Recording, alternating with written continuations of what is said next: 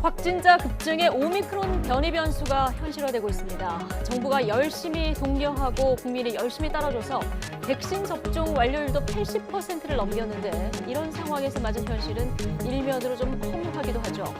오늘 아침 방역당국 발언은 좀 더 엄중해졌습니다. 집합금지를 포함해서 모든 가능성을 열어놓고 검토 중이라는데 5차 대유행 본격화되지 않도록 다시 한번 꼼꼼히 대비해야겠습니다. 잠시 뒤에 정은경 청장 브리핑 듣고 상황도 분석해 보겠습니다.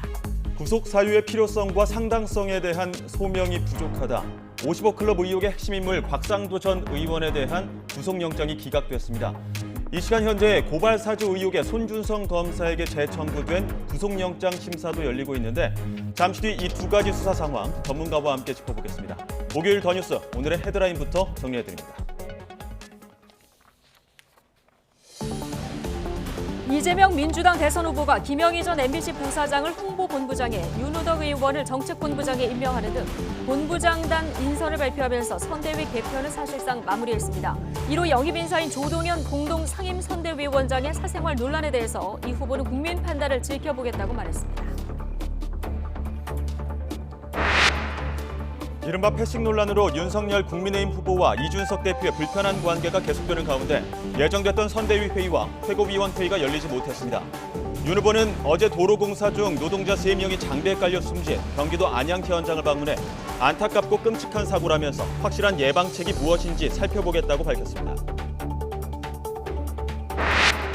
코로나19 확진자가 어제에 이어서 또 5천 명을 훌쩍 넘어 역대 최다를 기록했습니다. 국내에서도 나이지리아에 다녀온 40대 부부 등 5명이 오미크론 변이에 감염된 것으로 확인된 가운데 방역당국은 이들과 접촉한 사람들에 대한 추적 조사에 나섰습니다. 오미크론 변이의 추가 국내 유입 차단을 위해 내일부터 2주간 해외에서 국내로 들어오는 모든 여행객에 대해 열흘간 격리 조치가 시행됩니다.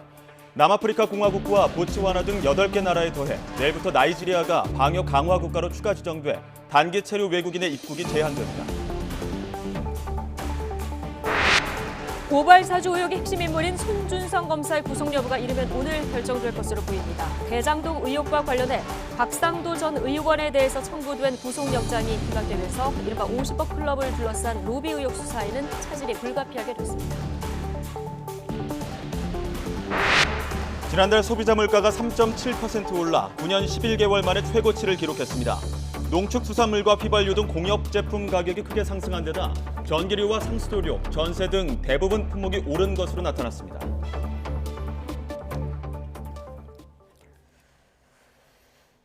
네, 더 뉴스 오늘은 전국 소식으로 시작하겠습니다. 더불어민주당 이재명 대선 후보가 오늘 선거대책위원회를 끌어갈 본부장단 인선을 발표하면서 선대위 개편을 사실상 마무리했습니다. 이준석 대표와 갈등 양상이 이어지고 있는 국민의힘 윤석열 후보는 친노동 행보로 최근 주 52시간제 폐지 발언 논란을 불식하는 데 나서고 있습니다. 여야는 또 내년도 예산안 처리를 두고 막판 쟁점 타결을 시도하고 있습니다. 취재기자 연결합니다. 권민석 기자. 네, 국회에 나와 있습니다. 네, 자 먼저 더불어민주당 이재명 후보 선대위 쇄신 인선을 큰 틀에서 완료했군요. 네, 그렇습니다. 이재명 후보는 오늘 오전 민주당 선대위 본부장단 인사를 추가로 발표했습니다. 홍보본부장은 새로 영입된 김영희 전 MBC 부사장이 임명됐고 정책본부장은 이 후보 정책을 총괄해온 윤우덕 의원, 직능본부장은 이재명계로 분류된 김병욱 의원이 선임됐습니다. 조직본부장은 정세균 전 총리 측 인사인 이원욱 의원, 총괄 상황실장은 개파색이 옅은 서영교 의원이 맡았습니다. 이에 따라 민주당 선대위는 16개 본부 체제에서 총무, 전략기획, 정책, 조직 등 6개 본부로 압축돼 사실상 인선이 마무리됐습니다. 이 후보는 또 1호 영입 인사인 조동현 공동상임선대위원장의 사생활 논란에 대해서도 언급했는데요. 모든 정치인은 국민에 대해 책임지는 것이며 국민 판단을 지켜보겠다고 밝히며 논란을 주시하고 있다는 뜻을 내비쳤습니다. 이 후보는 방송기자클럽 토론회에 참석해 각종 현안에 관한 입장도 밝혔습니다. 이른바 조국 사태와 관련해선 민주개혁 진영이 작은 하자까지 크게 책임지는 게 맞는다며 진지하게 사과드린다고 거듭 몸을 낮췄습니다. 또 이명박, 박근혜 두 전직 대통령 사면 문제엔 반대 입장을 분명히 했습니다. 그런데 지금 현재 이분들이 아무런 뉘우침도 없고 반성도 하지 않고 국민에게 사과도 하지 않는 상태에서 사면을 얘기하는 것 자체는 제가 보기엔 시기상조라는 생각이 듭니다. 이 후보는 잠시 후엔 김대중 도서관을 방문해 김원기, 문희상 전 의장 등 당 원로들을 만나 대선 승리를 위한 조언을 청취합니다. 네, 윤석열 후보는 어떻게 움직이고 있습니까? 네, 윤 후보는 이른바 패싱 논란으로 이준석 대표와 불편한 관계가 계속되고 있는데요. 이 대표가 공식 일정을 취소하고 오늘까지 3일째 지역으로 잠행하면서 국민의힘 선대위 회의와 최고위원회의가 열리지 못했습니다. 이준석 대표는 선대위 일정 대신에 제주도를 방문해서 제주 4.3 사건 유족들을 만나기도 했습니다. 대선이 불과 90여일밖에 안 남은 상황에서 당대표와 대선 후보의 갈등이 길어질 경우 본선 전략에도 적잖은 타격이 불가피한 만큼 윤 후보가 갈등 상황을 조기에 수습할 수 있을지 정치력이 다시 한번 시험대에 올랐습니다. 이와 별도로 윤 후보는 오늘 오전 일정을 추가해서 경기 안양시로 향했습니다. 어제 안양에서 전기통신관로 매설을 하던 60대 노동자 3명이 장비에 깔려 숨지는 참변이 있었는데요. 이 사고 현장을 방문한 윤 후보는 너무 안타깝고 끔찍한 사고가 발생했다며 확실한 예방책이 무엇인지 살펴보겠다고 밝혔습니다. 이어 사업체가 예방 의무 조치를 취하지 않았을 경우 엄하게 제재해야 한다고 강조했습니다. 최저임금, 주 52시간 근무제 폐지 발언 등 이딴 노동 관련 발언으로 논란이 커지자 친노동 행보에 나선 것으로 해석됩니다. 윤 후보는 또 황우여 전 대표 등 당 상임 고문단을 만나 오찬을 함께하며 정권 교체 의지를 다졌습니다. 이런 연전 연패의 어떤 위축된 이런 마음에서 좀 벗어나서 확실하게 저희가 승리를 해서 또 저희 당이 이제 여당으로서 다시 한번 책임 있는 국정 운영을 할 수 있도록 많은 지도와 판단을 부탁드리겠습니다. 오찬에선 신경식 고문이 김종인 전 위원장, 이준석 대표와 갈등을 서둘러 봉합할 것을 윤 후보에게 주문하기도 했습니다. 이런 가운데 오찬 장소에서 김종인 전 위원장이 윤석열 후보와 일정에 없던 만남을 가졌습니다. 그 대화 결과에 관심이 쏠리고 있습니다. 네, 자, 오늘 국회 본회의도 열리는데요. 내년도 예산안 처리될 수 있을까요? 네, 내년도 회계연도 시작 30일 전까지 국회가 예산안을 처리해야 하는 법정 처리 시한이 바로 오늘인데요.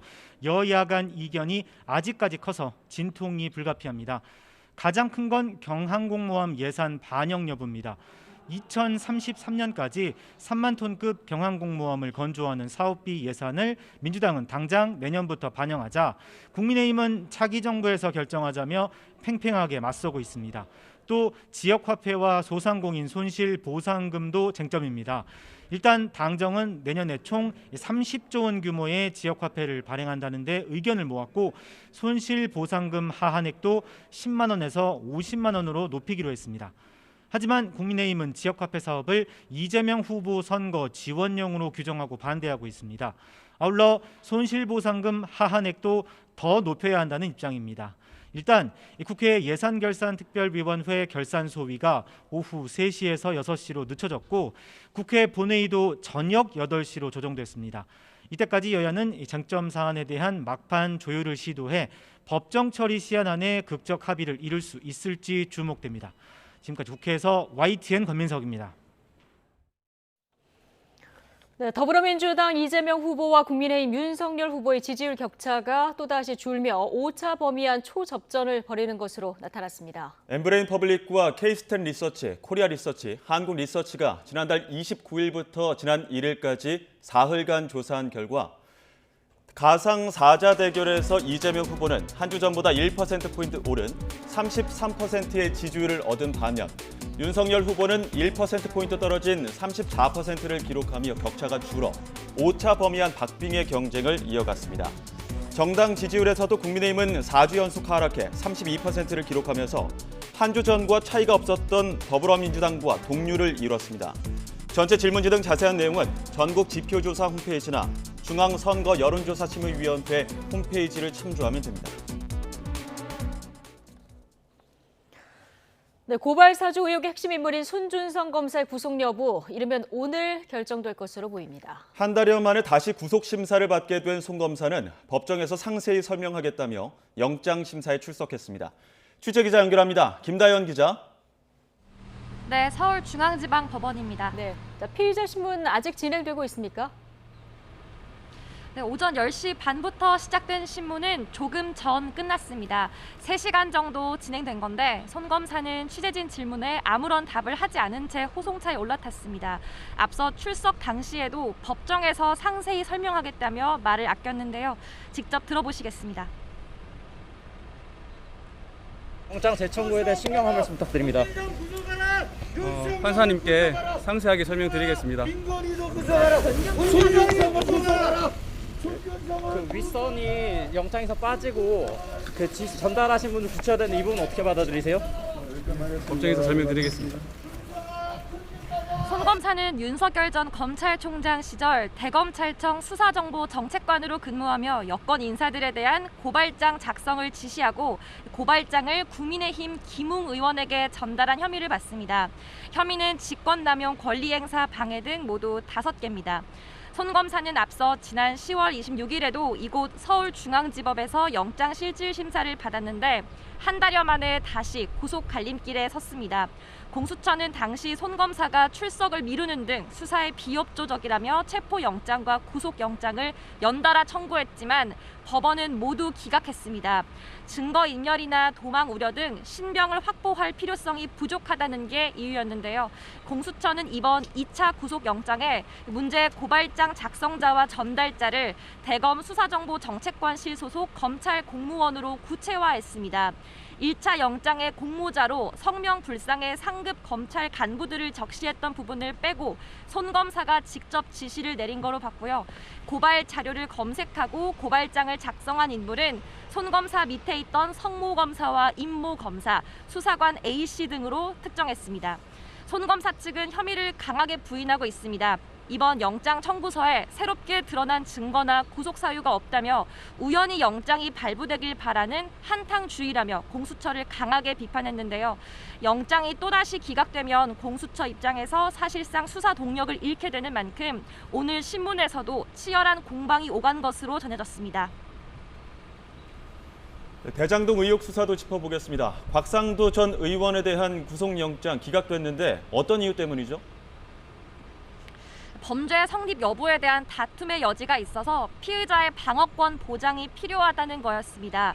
구속 사유에 대한 필요성과 상당성이 부족하다는 설명도 덧붙였습니다. 곽상도 전 의원은 기각 직후 50억 클럽은 전혀 사실무근이라며 나중에 법원에 가서 입장을 밝히겠다고 말했습니다. 앞서 검찰은 지난달 27일 곽 전 의원을 처음 소환하고 추가 조사 없이 구속영장을 청구했습니다. 적용된 혐의는 특정경제범죄 가중처벌법상 알선 수재였습니다.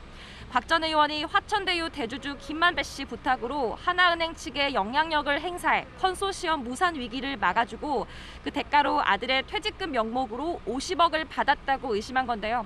다만 영장에는 알선 대가로 받은 금액을 50억이 아닌 세금 등을 제외한 25억 원을 적은 것으로 알려졌습니다. 어제 2시간 남짓 진행된 영장 심사에서는 받은 돈의 대가성이 핵심 쟁점이었습니다. 곽 전 의원 측은 신문 과정에서 알선을 받은 사람이나 청탁 경위, 일시, 장소 등이 정확하게 나오지 않았다고 항변했는데 법원에서도 이 논리가 받아들여진 것으로 보입니다. 결국 검찰이 일부 관련자 진술에만 의존해 무리하게 영장을 청구했다는 비판을 피하기 어려운 상황입니다.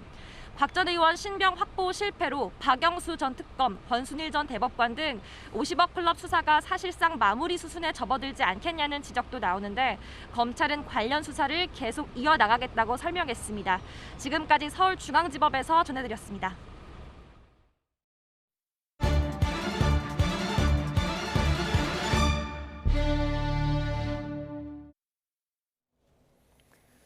네, 코로나19 신규 확진자가 이틀 연속 5천 명을 넘고 위중증 환자 수도 역대 최다를 또 기록했습니다. 국내에서 첫 오미크론 변이 감염자가 확인되는 등 방역 상황이 악화하자 정부가 거리두기 4단계에 준하는 조치를 준비 중입니다. 취재 기자 연결합니다. 개훈이 기자. 네, 개훈입니다. 네, 다시 좀 우려스러운 상황인데요. 신규 확진자, 위중증 환자 모두 연일 역대 최다를 보이고 있군요. 네, 오늘도 신규 확진자가 5,266명이 나왔습니다. 전날 5,123명의 환자가 나오며 처음으로 5,000명을 넘어서 역대 최다 기록을 세웠는데 하루 만에 143명이 늘면서 기록을 갈아치운 겁니다. 위중증 환자도 전날보다 10명이 증가한 733명으로 이틀 연속 700명대를 유지하며 역시 역대 최다를 기록했습니다. 코로나19 관련 사망자는 47명이 늘어 누적 3,705명입니다. 신규 확진자의 78.3%가 수도권에서 발생했는데 이렇게 수도권을 중심으로 확진자가 속출하다 보니 의료 역량도 한계에 달하고 있습니다.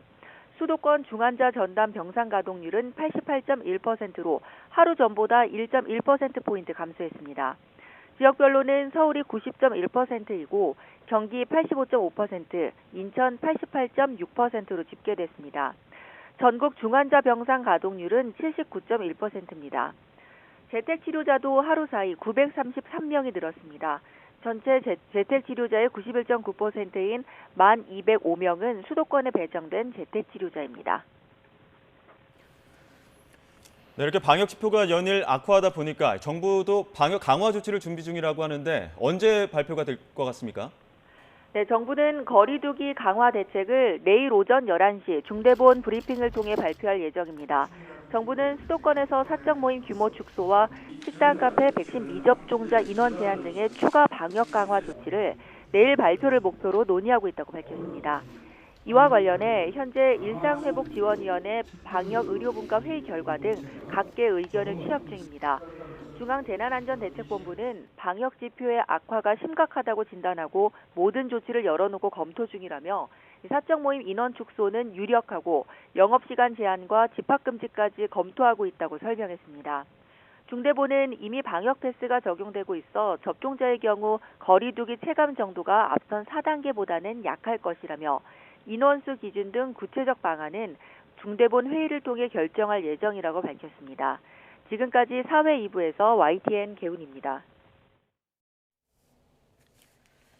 네, 새로운 코로나19 변이 바이러스인 오미크론 확진자가 국내에서도 확인되면서 입국자는 모두 열흘 동안 격리되는 등 방역 절차가 대폭 강화됐습니다. 네, 공항에서도 입국자 검역에 비상이 걸렸는데요. 현장에 나가 있는 취재기자 연결해 알아보겠습니다. 이준엽 기자. 네, 인천국제공항 제1터미널 입국장에 나와 있습니다. 예. 자, 방역 조치가 강화돼서 지금 입국장 분위기가 좀 달라졌을 것 같은데요. 현장 어떻습니까? 네, 입국장은 일단 매우 한산합니다. 그리고 입국장에 직원들이 모두 방호복을 갖추고 대기하고 있는데요. 간간히 도착하는 입국자들에게 귀가 절차나 자가격리 절차를 설명하는 역할입니다.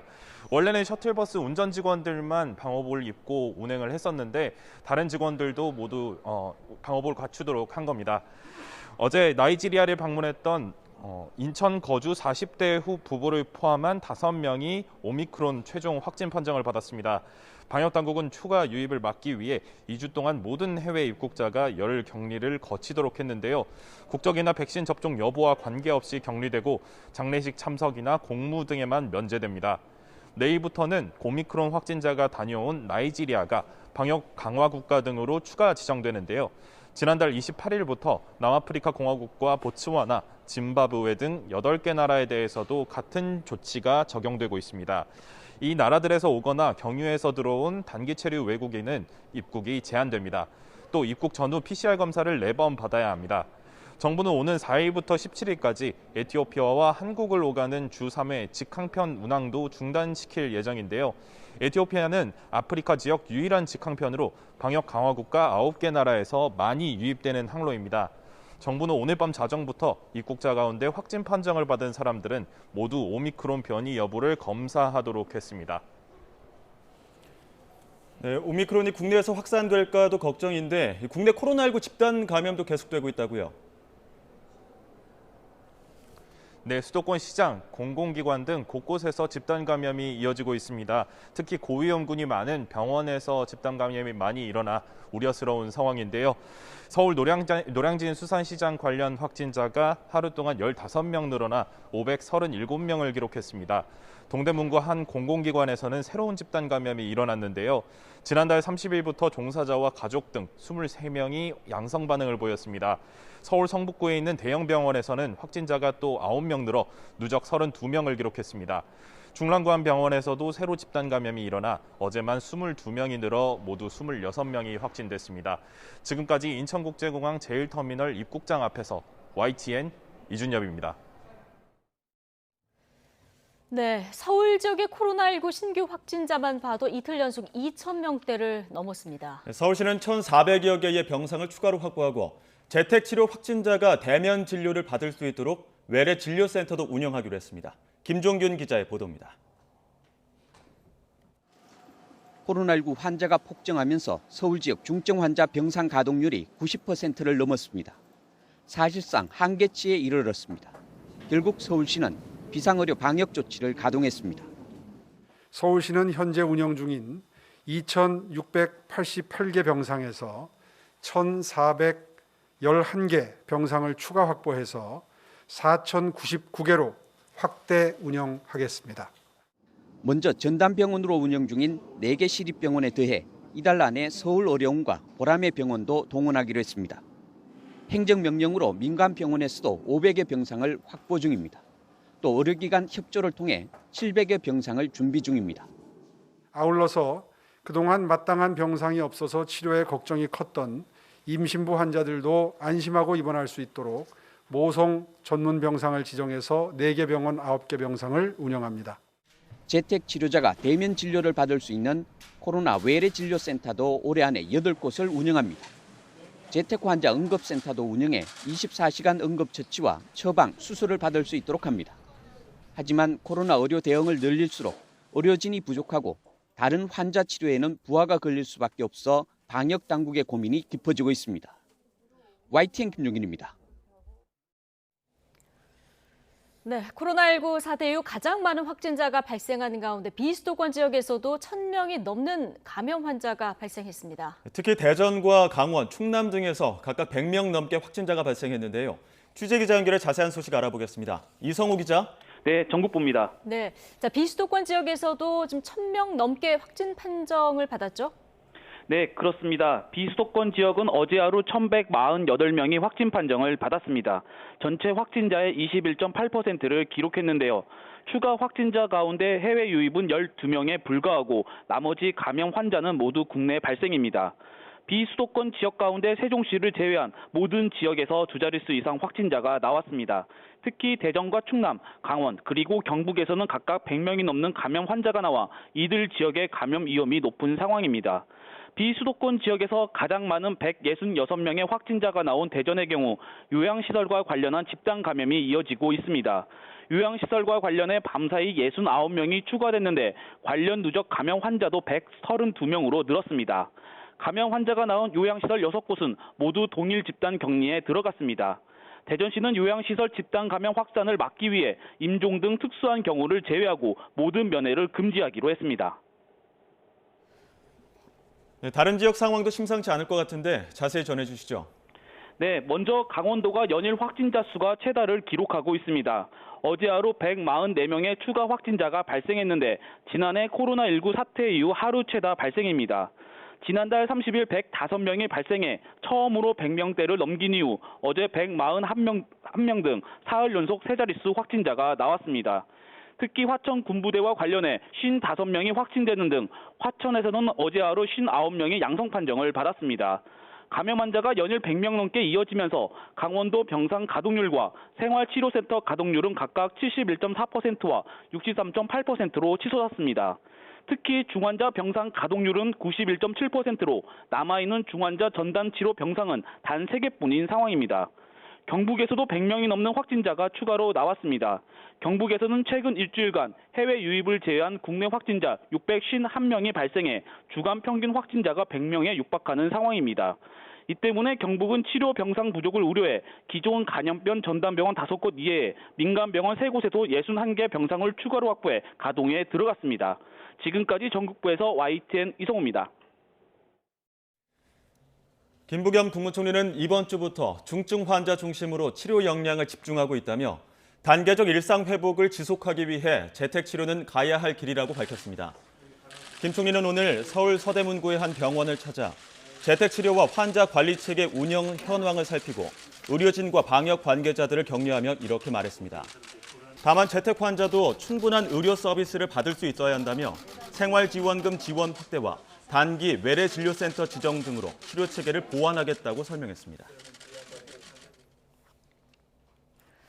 네, 정부가 코로나19 중환자 병상 부족 문제를 해결하기 위해서 재택 치료를 기본 방침으로 내세우고 있죠. 네, 시민사회단체가 공동 기자회견을 열고 정부가 병상 확보 대책 없이 국민에게 치료 책임을 떠넘기고 있다며 재택 치료를 즉각 중단하라고 촉구했습니다. 직접 들어보시죠. 정부가 재택치료를 위한 준비가 부족한 상황에서 병상 부족에 떠밀려 재택치료를 전면 시행에 들어갔다고 비판하고 있습니다. 재택치료 방침은 전면 재검토되어야 합니다. 정부는 민간 병상과 인력을 확충해서 국민의 생명을 구하십시오.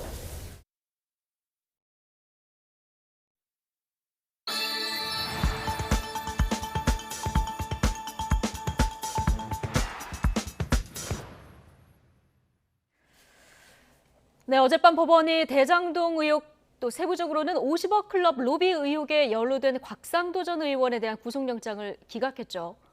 네, 고발 사주 의혹의 핵심 인물로 꼽히는 손준성 검사에 대한 두 번째 영장 심사도 진행되고 있는데요. 승재현 한국형사법무정책연구원 연구위원 모시고 이 두 가지 의혹 수사 상황 좀 더 자세히 짚어보겠습니다. 어서 오십시오. 네, 안녕하십니까? 네, 어서 오십시오. 자, 아들 퇴직금 50억 의혹으로 이제 국회의원직에서도 물러났는데요. 곽상도 전 의원 구속영장이 어젯밤 기각이 됐는데 법원의 그 기각 사유를 봤을 때 구속의 상당성에 대한 소명이 부족하다 이렇게 얘기를 했거든요. 사실 저도 어제 이제 이 영장이 어떻게 될지 저녁에 궁금해서 계속 좀 이렇게 지켜보고 있었는데 영장 마지막에 영장 전담 판사가 이런 이야기를 합니다. 다툼의 소지가 있을 뿐만 아니라 범죄의 소명, 상당성, 필요성이 존재하지 않았다. 다른 말로는 이게 영장을 발부하기 위해서는 이게 합리적 의심을 넘는 고도의 개연성이 아니라 그냥 정명에서 가장 낮은 단계 소명만 되면 되는 거거든요. 그래서 이런 범죄가 있습니다라고 그냥 판사가 고개를 끄덕이면 되는데 그 부분에 대해서도 구체적으로 입증되지 아니하였다라는 뉘앙스인 것이고 또 구속의 필요성이라는 거는 이 곽상도 전 의원이 도망하거나 도망할 우려, 증거인멸에 우려가 있어야 되는데 그조차도 없다라는 점을 들여다본다면 사실 영장 청구 내용이 굉장히 빈약하다라는 점은 저희들이 좀 조심스럽지만 이야기할 수 있겠다라는 말씀드리겠습니다. 네. 수사 초기에는 검찰이 뇌물죄로 이제 수사를 하고 있다가 알선수재로 바꿨습니다. 혹시 심사 과정에서 실제 알선이 있었는지, 뭐 50억 원의 대가성이 있는지 이런 부분이 입증이 되지 않았다는 부분이겠죠? 사실 이게 뇌물이라 그러면 직무 관련성과 대가성을 이걸 입증해야 되는 거고 알선수뢰라는 건 이건 특정 경제 가중처벌 등에 관한 법률이기 때문에 아주 쉬운 거예요. 누구한테 부탁을 받고 부탁받은 내용을 다른 사람에게 이렇게 알려주면 되는 건데 그럼 지금 저 언론에 나오는 건 김만배가 지금 곽상도 전 의원에게 뭔가 부탁을 했고 이 부탁하는 내용을 곽상도 전 의원이 하나 그 은행 측 지주에 이야기를 했다라는 거면 그냥 팩트는 두 개 딱 가지고 오면 되는 거예요. 정말 김만배가 그런 이야기를 했는지에 대한 구체적인 어떤 정황. 두 번째는 곽상도 전 의원이 과연 하나은행 측에서 어떠한 내용을 했는지에 대한 두 가지 정황을 딱 판사 앞에서 아까 제가 말씀드렸잖아요. 합리적 의심을 넘는 고도의 견석이 아니라 그럴 수 있겠네 라고 갔으면 되는데 첫 번째 김만배하고 곽상도 전 의원이 만났다는 날 그 영수증을 검찰에서 제출했는데 곽상도 전 의원 난 그날 거기 없었다. 다른 알리바이가 있다라고 해서 알리바이를 딱 입증하니까 첫 번째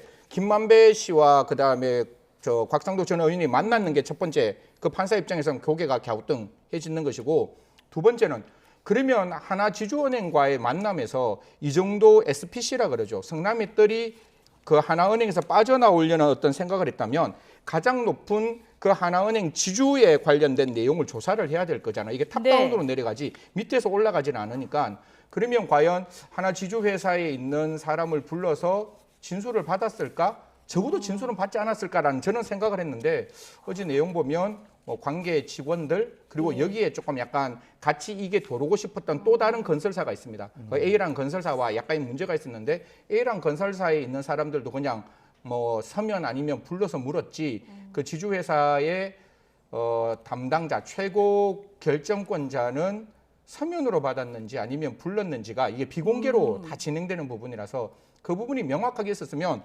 이야기했을 거 아니에요. 곽상도 전 의원 나한테 이런 얘기했다. 그래서 우리는 빠져나갈 수가 없었다. 이런 내용이 나오면 부탁했고 알선했는 내용만 있으면 되는데 어떻게 보면 굉장히 쉬운 내용이었음에도 불구하고 그 두 가지의 증거가 명확하지 않았는 것은 분명하다라는 말씀드리겠습니다. 자, 그러면 이제 관련자들 소환도 지금 많이 안 한 것 같고요. 말씀을 들어보면 좀 의심은 가지만 알선 수재가 있다면 어디서 언제 어떻게 이게 증명이 돼야 되는데 이걸 증명도 못했고 말씀하신 대로 좀 제출한 영수증은 오히려 곽 전 의원한테 더 도움이 되는 이런 상황이 돼버린 겁니까? 사실 이게 영장을 청구할 때 수사를 하는 검찰의 입장에서는 굉장히 두 가지를 고민을 해요. 이걸 어디까지 밝혀서 혹시 영장이 나오면 괜찮은데 영장이 기각됐을 때 수사의 내밀한 부분을 피의자에게 알릴 수 있는 과정. 한 가지가 굉장히 이제 문제가 있는 것이고 이게 인권 친화적인 수사기 때문에 영장 청구가 원래 본질이 아니라 비구속 상태에서 그냥 구속하지 않는 상태에서 영장을 청구하는 거기 때문에 정말 지금 영장을 청구하지 않으면 정의의 공백이 발생할 수 있거나 이 사람이 도망가거나 증거인멸에 염려가 있어서 현재의 재판에서 유죄 판결이 안 나올 수 있는 그런 당위적인 상황이 있어야 되는데 사실 그런 상황들이 보이지 않기 때문에 과연 이런 형태의 영장 청구가 맞는 건지는 굉장히 좀 고민이 되고 사실 저런 영장에서 제가 고민했던 것 중에 한 가지는 저렇게 현직 국회의원에 대해서 영장을 청구했음에도 불구하고 영장이 기각됐다면 굉장히 전직 국회의원에 대해서 영장을 청구했음에도 기각됐다면 수사의 추동력은 좀 떨어질 수밖에 없는 것은 아닌가 그렇게 생각합니다. 지금 50억 클럽 중에서도 그러니까 비교적 혐의가 구체화됐다라고 하는 곽상도 전 의원에 대해서 지금 귀각이 된 상황이다 보니까 말씀하신 것처럼 다른 수사에 또 동력을 잃을 수 있다 이런 분석들도 많이 나오고 있거든요. 사실 이게 각각이 조금씩 달라요. 저희들이 이야기하고 있는 사람 중에 아예 그 50억 클럽에서 빠졌던 분들도 계시고 또 50억 클럽에 들어왔지만 아직 혐의가 구체적으로 드러나지 않는 두 사람, 지금 이제 언론에 나왔으니까 그 두 분을 말씀드리면 박영수하고 흔히들 말해서 권순일 대법관이 있는데 그 부분에 대해서도 이제 어떠한 죄명을 가지고 저희들이 따져야 될 거잖아요.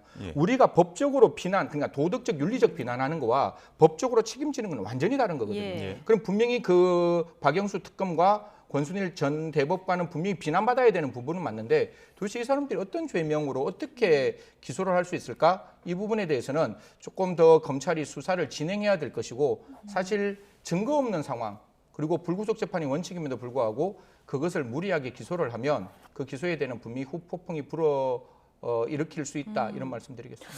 그러면 지금 이 50억 클럽 이 수사는 이제 정관계 로비 의혹 수사인데요. 이것도 지금 굉장히 어려워진 상황이고요. 또 하나가 이제 성남도검하고 민간업체 사이 배임 관련 수사가 또 한 가지가 있는데 이 수사도 지금 진척이 없어 보이는데요. 사실은 이건 이미 기소가 다 됐는 상황이니까 유동규 씨 이미 기소돼서 재판에 들어가는 상태고 김만배 씨나 뭐 사실 남욱 변호사 그다음에 그 외에 또 다른 어떤 회계사 또 다른 변호사 이건 뭐 실명을 아직까지 그 이야기를 안 하고 있으니까 뭐 정영학 씨는 이야기를 했는 것 같은데 그런 분들에 대해서는 더 이상 그 이외의 수사가 진행하지 않고 이게 제가 아까 저번에 말씀드렸는지 모르겠지만 성남도계공이 배임죄의 주체가 되는 거예요. 그러면 성남도계공이 피해자이기 때문에 성남시는 성남도계공을 관리하는 사람이거든요.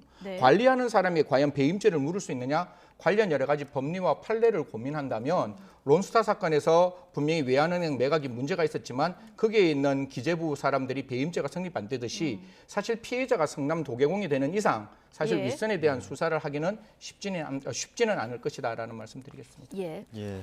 자, 이런 가운데 오늘 오전에 그 고발 사주 의혹 핵심물이죠. 손준성 검사 지금 영장 실질 심사가 진행되고 있는데 두 번째 영장 청구입니다. 그렇죠. 뭐 수사가 어느 정도 진전이 됐다고 봐야 됩니까?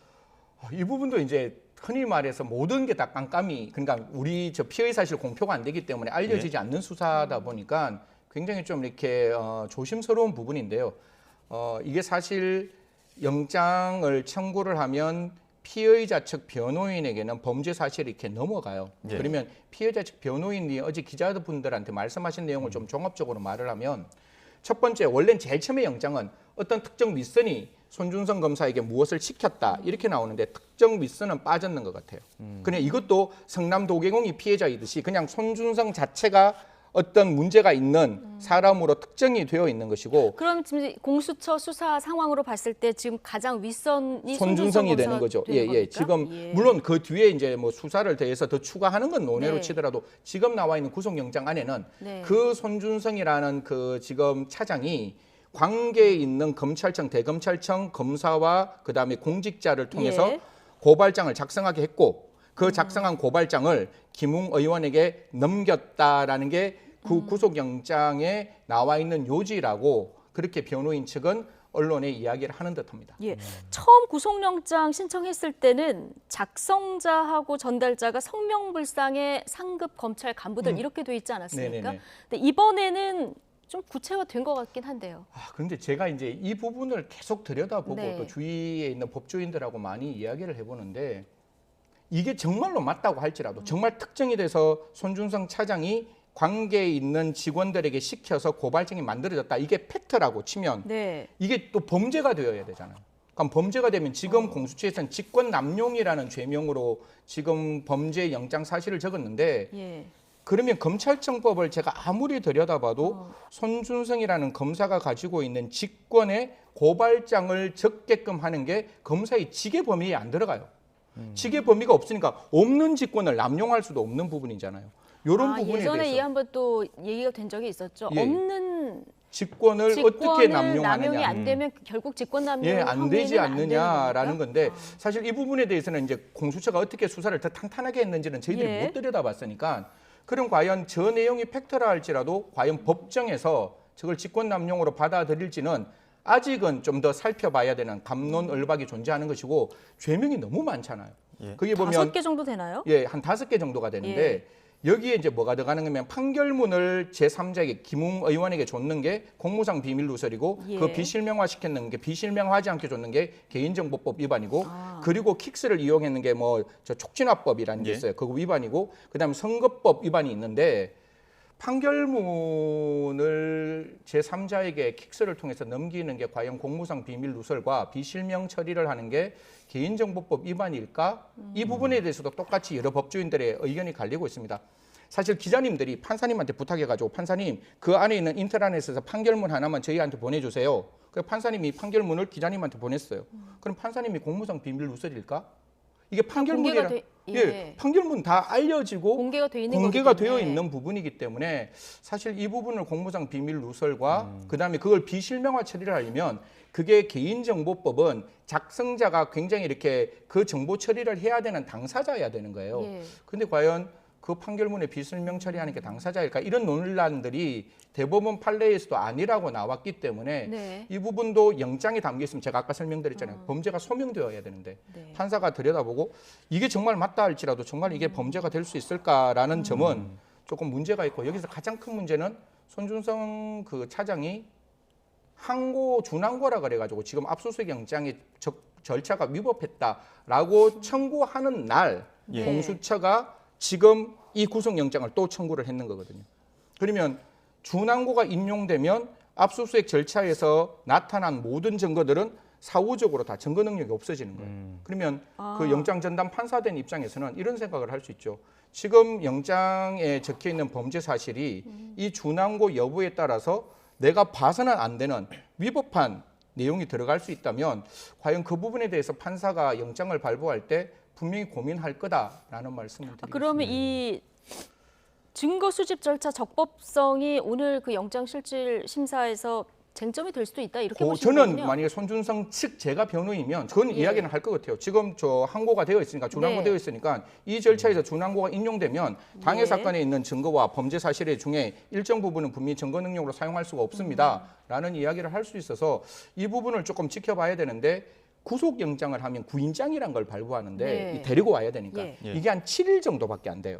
그래서 원래 저 손준성 측 변호인이 이거 좀 나중에 기다렸다가 영장실질심사 엽시다라고 말할 수 없는 게 7일밖에 안 되었기 때문에 지금 영장실질심사가 오늘 지금 저 게시가 됐는 거거든요. 예. 지금 오늘 하고 있는 건데 사실 이게 준항고라는 측면을 어떻게 영장실질심사를 하는 판사가 들여다볼지 그리고 범죄 사실의 소명 중에 과연 이것이 정말로 사실이라 할지라도 범죄가 될 수 있는 부분이 있을지 이거는 영장 전담 판사가 굉장히 이렇게 깊이 들여다보고 결론을 내릴 거다라는 말씀드리겠습니다. 예, 알겠습니다. 아마 그 영장 심사 결과는 오늘 저녁에 나올 것 같은데요. 나올 것 같습니다. 예, 좀 지켜봐야 될 것 같습니다.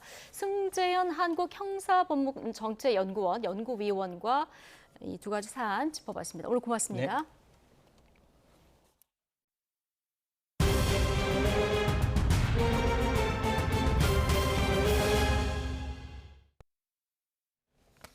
네, 자 코로나19 신규 확진자 전해드린 대로 또다시 5천 명을 넘었고요. 위중증 환자 수도 연일 700명대로 지금 역대 최대를 기록하고 있죠. 네, 국내에서도 오미크론 변이에 감염된 확진자들이 나오면서 방역에 비상이 걸렸습니다.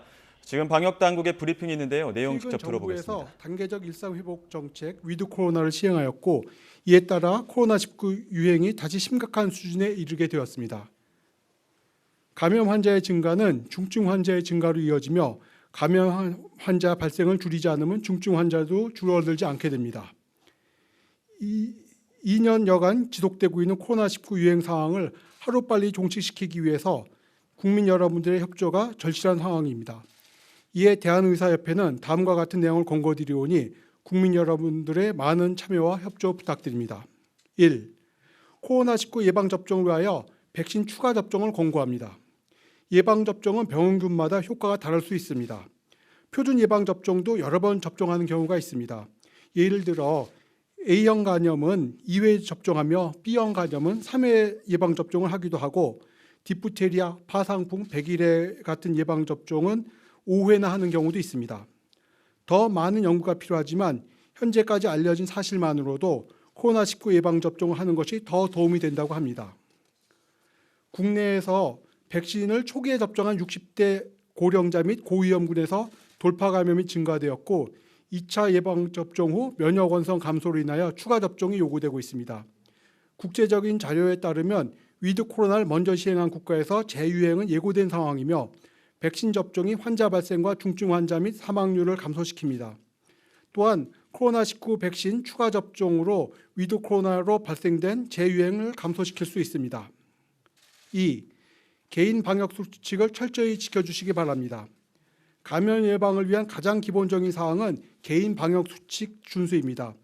실내외 마스크 착용은 물론 손 씻기를 철저히 해주시기 바라며 주기적인 환기와 소독을 철저히 하여 감염 발생을 최소화하는 데 모두가 동참해 주시기 바랍니다.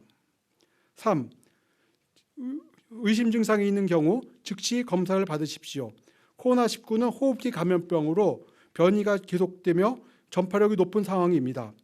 발열, 기침 등 의심 증상이 있는 경우 마스크를 착용하시고 가까운 선별진료소를 즉시 방문하여 검사 및 치료를 받으시어 지역사회 감염 확산이 이루어지지 않도록 협조해 주시기 바랍니다. 대한의사협회는 코로나19 유행을 하루빨리 종식시키기 위하여 방역당국과 긴밀한 협조를 유지해 나가겠습니다. 특히 과학적 근거에 따른 코로나 예방접종 관련 올바른 지식과 정보를 국민에게 알려드리도록 하겠습니다. 국민께서는 의사를 믿고 코로나 예방접종에 참여해 주시기 바랍니다. 이번 12월은 정부에서 고령층을 대상으로 추진하는 3차 부스터 접종 집중 시행 기간입니다. 의료계에서 여기에 적극 동참하여 어르신들의 안전한 겨울을 지낼 수 있도록 하겠습니다. 감사합니다. 네, 대한의사협회에서 3차 접종을 권고하는 공고문 들었습니다. 집중 접종 기간 동안에 적극적인 참여 부탁드립니다. 이어서 질병관리청장의 정례 브리핑 설명을 진행하도록 하겠습니다. 그 이후에 예방접종과 관련된 질의응답을 먼저 받도록 하겠습니다. 그럼 청장 브리핑 진행이 있겠습니다. 네, 질병관리청장 정은경입니다. 12월 1일 수요일 브리핑을 시작하겠습니다. 오늘은 60세 이상 연령층의 12월 집중 3차 접종 계획과 오미크론 변이 바이러스 대응 계획에 대해서 말씀을 드리겠습니다. 먼저 코로나19 예방접종 현황입니다. 코로나19 예방접종은 현재 인구 대비 80.1%가 기본 접종을 완료하셨으며 인구 대비 6.6%인 약 339만 명이 3차 접종을 받으셨습니다. 연령별로는 80세 이상이 39.2%, 70대 이상이 20.7% 3차 접종을 받으셨습니다. 12월부터는 60세에서 74세 어르신들이 2차 접종 후 4개월이 경과하게 되어 3차 접종 시기가 다가오므로 적극적으로 3차 접종에 참여해 주실 것을 당부를 드립니다. 최근 단계적 일상회복 전환 이후에 확진자 그리고 위중증 환자 또 검사 양성률 등 코로나19의 발생 지표가 빠르게 악화되고 있습니다. 특히 60세 이상의 고령층 어르신들에서 위중증과 사망자가 급증하고 있습니다. 약 97만 명에 해당하는 7.4%인 미접종군에서 위중증 환자의 42.5%가 발생하고 있습니다. 접종을 받으신 군에서도 접종하고 3, 4개월이 지나면서 면역 효과가 감소하고 돌파 감염으로 전체 위중증 환자의 약 57%가 발생하고 있습니다. 즉 50세 이상의 어르신들의 건강과 생명 보호를 위해서는 신속한 3차 접종과 미접종자의 접종이 매우 중요합니다. 3차 접종을 먼저 시작한 이스라엘 사례를 보면 3차 접종을 할 경우 기본 접종 완료에 비해서 확진율은 11배, 중증화율은 19배가 감소한 것으로 확인되었습니다. 3차 접종의 안전성과 관련해서는 추가 접종 후 이상 반응은 기본 접종과 비슷하거나 더 낮은 것으로 보고되고 있습니다. 현재까지 우리나라에서 3차 접종을 받으신 분들께 접종 후 3일째에 문자 조사를 통해 건강 상태를 모니터링한 결과 기본 접종보다 3차 접종의 이상 반응 보고율이 낮았습니다. 추진단은 코로나19 감염 시 중증과 사망 위험이 높은 60세 이상 어르신들께 12월 중에 3차 접종을 받으실 것을 강력하게 권고드립니다. 어르신들이 편리하고 신속하게 접종을 받으실 수 있도록 12월 한 달은 3차 접종 집중 기간으로 운영하겠습니다. 12월 1일부터는 인플루엔자 예방접종처럼 사전 예약 없이도 코로나19 백신 접종을 하거나 또는 인플루엔자 백신 접종을 받으셨던 가까운 동네 의료기관에서 3차 접종을 받으실 수 있도록 하겠습니다. 의협 그리고 의료계와 협력해서 신속한 접종이 진행되게끔 관리하겠습니다. 접종 분산을 위해서 70세 이상 어르신, 75세 이상 어르신들께서는 가급적 12월 10일까지 그리고 60에서 74세 어르신들은 12월 11일부터 31일까지 접종을 받으실 것을 권장드립니다. 하지만 권장 기간이 아니더라도 기존에 예약하셨던 날짜 그리고 또는 가능한 날짜에 방문해서 접종이 가능하므로 12월 중에 추가 접종, 3차 접종을 받아주시기를 당부를 드립니다. 위탁 의료기관에서는 예약 없이 방문하신 어르신들이 당일 접종을 받으실 수 있도록 적극 협조를 부탁을 드립니다. 접종 후에는 최소한 3일간 특별한 관심을 가지고 건강 상태를 관찰해 주시고 어르신들께서 가급적 혼자 계시지 않도록 가족과 지인들께서 보살펴 주시기를 부탁을 드립니다. 오늘부터 18세 이상 전체 연령을 대상으로 3차 접종 사전 예약을 실시하고 있습니다. 18에서 49세 연령층 중 2차 접종 완료 후 5개월이 경과한 분들은 사전 예약을 한 후에 이번 주 목요일부터 3차 접종을 받으실 수 있습니다. 또한 자녀 백신을 활용한 3차 접종도 가능하며 출국이나 치료 등 개인적인 사유가 있거나 요양시설 등에서 단체 접종을 하는 경우 그리고 자녀 백신으로 당일 접종을 희망하시는 경우에는 권장되는 3차 접종 간격보다 1개월 정도 앞당겨서 조기 접종도 가능함을 알려드립니다. 다음은 소아청소년 접종에 대해서도 다시 한번 권고드리겠습니다. 어제 교육부와 공동 브리핑에서도 말씀드렸던 바와 같이 현재까지 접종에 참여하신 소아청소년들을 중심으로 확진자가 빠르게 증가하고 있어 예방접종을 받아주실 것을 적극 권고드립니다. 특히 최근 지역사회 감염 위험이 증가하면서 소아청소년들의 감염 노출의 위험도 증가하고 있는 상황입니다. 위중증이나 합병증을 예방해서 아이들의 건강을 보호하고 또 격리 또는 등교 중지 등에 따른 학습 결손 그리고 정신 건강에 부정적인 영향을 예방하고 아이들이 안심하고 또 안전하게 일상생활을 할 수 있도록 접종을 받아주실 것을 다시 한번 간곡하게 말씀을 드립니다. 다음은 오미크론 변이 대응에 대해서 말씀을 드리겠습니다. 정부는 어제 신종변이 대응 본부처 TF를 통해 오미크론 변이 유입 차단과 국내 전파 방지를 위한 대응 방안을 마련하였습니다. 우선 해외 유입을 차단하기 위해서 입국자에 대한 관리를 강화합니다. 12월 3일 0시부터 나이지리아를 방역 강화 국가 등으로 추가 지정해서 남아공 등 8개 국가 동일하게 방역 조치를 실시합니다. 또한 남아공, 나이지리아 등 9개국 외에 또 모든 국가에서 들어오는 해외 입국자에 대한 격리 조치를 강화하여 실시합니다. 12월 3일 0시부터 2주간 모든 국가에서 입국하는 내 외국인은 예방접종 여부와 관계없이 10일간 시설 또는 자가 격리를 해야 하며 격리 면제서 발급은 최소화하여 운영하겠습니다. 또한 12월 4일 0시부터는 주로 아프리카에서 유입되는 에티오피아발 직항편도 2주간은 국내 입항을 중단하게 됩니다. 두 번째, 변이 감시를 강화하겠습니다. 모든 해외 입국 확진자에 대해서는 전장 또는 타켓 유전자 검사를 추가로 실시하여 오미크론 변이 여부를 확인합니다. 또한 지역사회에서 확진된 사례에 대해서도 PCR 검사 결과 오미크론 변이가 의심되는 경우는 변이 확인을 위해 신속하게 유전자 분석을 추가로 실시하겠습니다. 또한 오미크론 변이를 빠르게 확인할 수 있도록 특이 PCR 분석법을 신속하게 개발하겠습니다.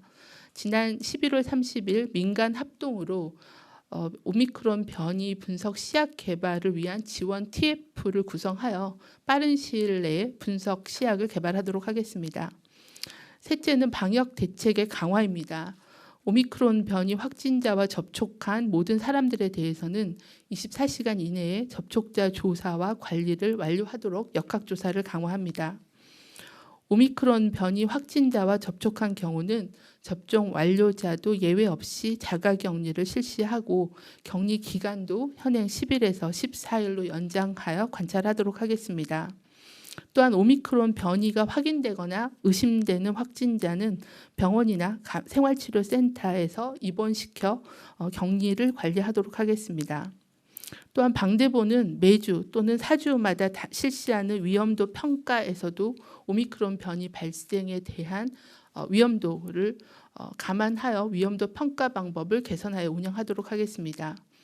정부는 향후에도 신종 변이인 오미크론 변이의 발생 양상 또 전염력 또 백신 효과에 대한 부분들을 지속적으로 모니터링하면서 본부처 TF를 통해 오미크론에 대한 국내의 추가적인 유입을 차단하고 국내 전파 확산을 막는 데 최선을 다하겠습니다.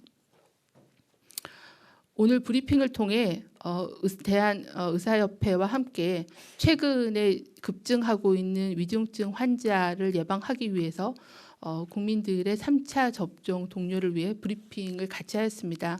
오늘 브리핑을 함께 해주신 대한의사협회와 협회 회원들께 진심으로 먼저 감사를 드립니다. 의사협회 권고문에서 강조하신 것처럼 감염 환자 증가는 시차를 두고 위중증 환자로 이어지고 고령자와 고위험군의 돌파 감염을 막는 것이 지금 가장 시급한 일입니다. 3차 접종을 받으면 네, 방역 당국의 브리핑 내용 듣고 오셨습니다. 다시 위기의 상황인 만큼 오늘 추가 접종 얘기가 여러 차례 나왔는데요. 브리핑 주요 내용 포함해서 코로나19 현 상황에 대해서 지금부터는 유재복 해설위원과 자세히 좀 짚어보겠습니다. 어서 오십시오. 네. 예.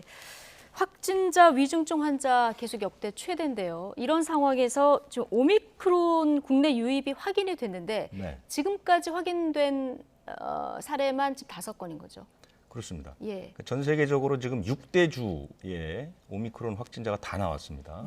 그런데 나라별로 따지면 27개 나라 정도 나왔는데 한 나라에서 한 번에 5명이 나온 건 우리나라가 처음입니다. 대부분 1명, 2명 이렇게 나왔는데요. 예. 그리고 이 5명은 그 한 사례가 아니라 2사례입니다. 별개의 2사례에서 오미크론 그 변이 바이러스가 동시에 확인됐다. 5명이 그렇게 볼 수 확인된 있습니다. 거고, 첫 번째는 그 나이지리아를 방문했던 40대 목사 부부가 들어와서 확진을 받았는데요. 네. 이 확진을 받은 뒤에 유전체 전장 검사를 했더니 이제 어젯밤에 오미크론 그 변이 바이러스가 확진이 됐고요. 또 하나는 이 그 40대 부부가 인천공항에서 인천의 그 미추홀구에 있는 집으로 갈 때 이 두 부부를 태워줬던 그 우즈베키스탄 출신 30대 남자가 확진이 됐는데 이 사람도 오미크론으로 확인이 됐습니다. 그래서 이제 이 사례에서는 3명이 확인됐고요. 그 외에도 저 40대 부부의 초등학생 자녀가 있습니다. 확진이 됐고요. 그 다음에 우즈베키스탄 30대 남자의 부인과 장모 그리고 지인 이렇게 3명이 확진이 됐는데 이 사람들은 현재 검사를 받고 있습니다. 검사 결과는 확진은 됐는데 오미크론 변이인지를 지금 이제 확인을 하고 있고요. 예. 그 부부의 초등학생 자녀는 오늘 밤 9시에 결과가 나올 것 같고요. 나머지 세 분은 30일, 그러니까 내일쯤 나올 것 같습니다. 내일이나 모레쯤 나올 것 같고요. 또 한 사례는 경기도에 사는 50대 그 여성 2명이 오미크론 그 변이에 감염됐는데 이분들도 나이지리아에서 출발을 해서 에티오피아를 경유해서 인천공항에 왔습니다. 근데 이분들은 그 코로나19 백신을 맞질 않았습니다. 그래서 이분들은 바로 들어오자마자 이제 바로 격리가 됐기 때문에 이분들은 접촉한 사람은 공항에서 집을 데려다 준 1명, 그 외에는 밀접 접촉자가 없고요. 실제로 이제 큰 문제가 되는 것은 이 앞에서 소개했던 목사와 우즈베키스탄을 둘러싼 접촉자 100명 정도가 밀접 접촉으로 될 것 같은데요. 그 과정에서 100명이요? 거짓말까지 했던 것이 드러났기 때문에 그쪽에서는 아마 이 오미크론 변이 바이러스가 무더기로 나올 가능성도 배제할 수가 없습니다. 지금 뭐 백신 접종을 완료한 분들도 오미크론에 감염되는 경우들이 있기 때문에 백신 무용론 이런 얘기들도 나오는데 이 부분은 어떻습니까? 그러니까 모더나의 그 책임자가 모더나의 백신이 오미크론 변이에는 소용이 없을 것 같다고 이 얘기를 했죠. 이 그 40대 목사 부부도 지난 그 10월 28일에 모더나 백신을 2차까지 맞았습니다. 그리고 2주가 경과한 뒤에 지난달 14일에 나이지리아를 갔으니까 이분들이 돌아왔던 23, 4일쯤에는 이미 이제 완전히 저희가 된 것이죠. 항체가 형성이 된 겁니다. 그런데도 확진이 된 것이거든요. 그렇기 때문에 이것이 지금 이제 얘기 나오는 이 오미크론 변이 바이러스가 백신의 항체를 면역 기능을 회피하는 그 능력이 매우 강하다. 이런 부분들에 대한 걱정들이 이제 커지고 있는 것이죠. 자. 앞서 말씀하신 그 나이지리아를 방문한 인천 40대 부부와 접촉한 그 운전을 해주신 분 포함해서 지금 밀접 접촉자가 100명이다 이렇게 얘기를 해주셔서 이 결과 파장 얼마나 전파됐을지 좀 지켜봐야 될 것 같고요.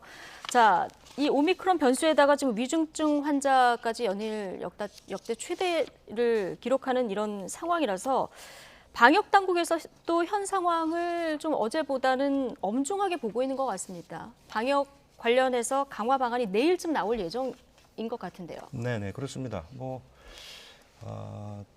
초강력 대책이 나온다는 얘기가 점점 이제 설득력을 얻고 있죠. 왜냐하면 그저께 발표했던 방역 대책, 그저께 저녁 5시에 발표했던 그 방역 대책은 보는 저도 또는 많은 감염병 전문가들이 깜짝 놀랄 만큼 내용이 없었습니다. 그냥 백신을 많이 맞추겠다. 더구나 뭐 재택 치료를 위주로 하겠다. 지금 우리나라의 의료 방역 상태를 봤을 때 재택 치료를 위주로 하고 문제가 심각해질 경우에 병원에 가서 치료하겠다는 것은 논리적으로 맞지를 않죠. 재택 치료라는 것이 스스로 치료를 하는 것이나 또는 가족들이 치료를 하는 것인데 이런 것들이 현실과는 너무나도 동떨어져 있다는 얘기를 들었거든요. 그리고 이제 더구나 현재 상황이 최악인데도 불구하고 더 나빠질 가능성이 높은 것은 바로 이 오미크론 변이입니다.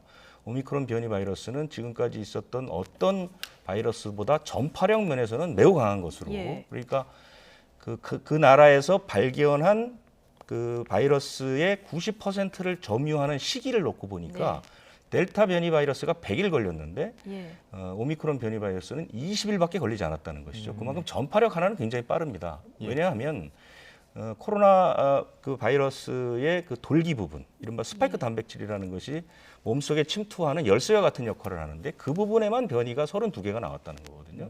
델타 변이가 16개니까 2배입니다. 그만큼 침투력 하나는 매우 강할 것이다 생각하기 때문에 확진 환자 수가 굉장히 늘어날 것 같고, 그다음에 백신에도 아직 뭐 확실한 결과가 나오지는 않았지만 백신의 면역 능력을 회피하는 능력까지 갖췄다면 내일은 아마 지금까지 그 일상 회복의 단계를 중지하고 다시 이전의 사회적 거리 두기에 강한 단계를 도입하지 않을 경우에 확진 환자뿐만 아니라 중증 사망률 이런 것까지 단계 한꺼번에 높아질거나 급등할 가능성이 있습니다. 그래서 많은 전문가들은 내일 이전에도 뭐 그렇게 주장을 했지만 아마 그 정도 수준의 강력한 대책이 나와야 되지 않을까 이렇게 얘기를 하고 있습니다. 지난번 사실 방역 강화 조치는 영화관에서 팝콘 먹는 것만 금지했다 이런 뭐 반응까지 나왔었는데 내일은 좀 현실을 감안해서 4단계에 준하는 거리두기 4단계에 준하는 방역 대책이 나올 것이라고 예상을 하시는 거군요. 그 정도가 나올 것이라고 예측하는 것이 아니라 그런 정도의 그 대책이 나와야 한다라고 보는 것입니다. 왜냐하면 우리나라가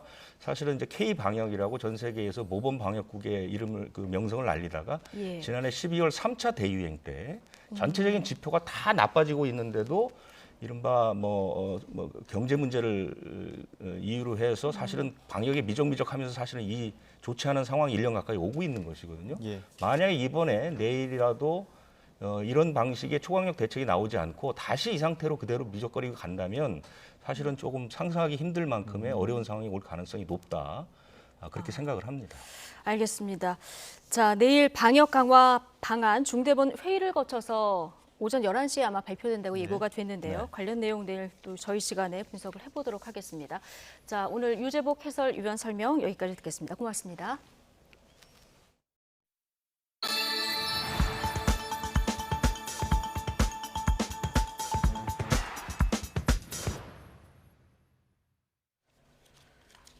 네, 이틀째 영하권 강추위가 이어지고 있습니다. 추위 속에 중부와 호남, 제주 곳곳에 내일 오전까지 비나 눈이 내리겠는데요. 기상캐스터 연결해 자세한 날씨 알아보겠습니다. 신미림 캐스터. 네, 하늘공원에 나와 있습니다. 예, 오늘 아침에 어제보다 기온이 더 내려갔었는데 한낮은 지금은 어떻습니까?